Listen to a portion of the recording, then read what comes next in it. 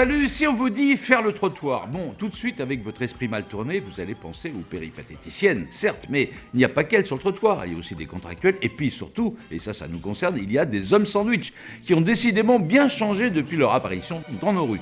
Le renouveau du strict marketing, c'est ce que nous vous proposons dans cette émission, avec une enquête sur la guerre terrible que se livrent les cartes de crédit et une compilation sur le thème « L'argent ne fait pas le bonheur ». Mais on démarre tout de suite l'émission avec un jeu qui lui permet de gagner de l'argent et surtout d'en perdre, le poker.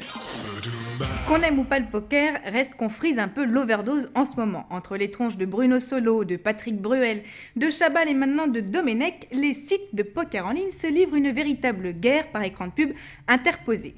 Or, tous ces spots ont un point commun, hormis leur choix pour des personnalités plus ou moins improbables, c'est la mise en scène d'une certaine violence psychologique, virile et un peu machiste. Oui, mais alors dans le genre violent, nous, nos créatifs français, sont des petits joueurs quand on voit ce qui se fait à l'étranger. C'est l'événement de la semaine. Qu'on se le dise, le poker est un sport de combat.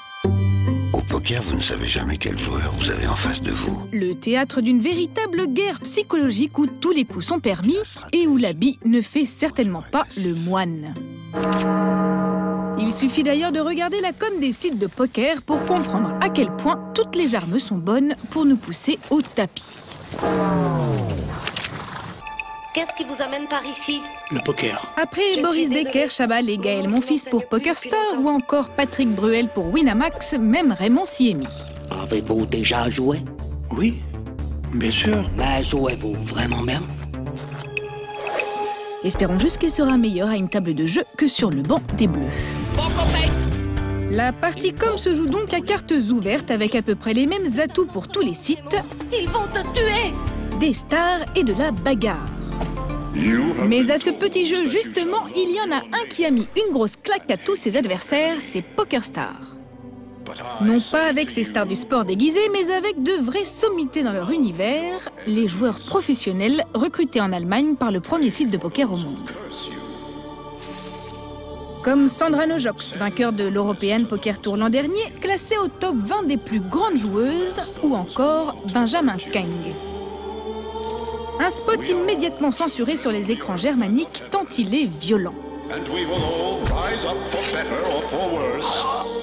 Et même décrié par certains aficionados des tables de jeu qui craignent qu'ils ne salissent l'image du poker. Alors d'accord, ils n'y sont peut-être pas allés de main morte. Mais nous, ce qu'on regrette surtout, c'est que Domenech n'ait pas été invité à cette table. Love your enemies.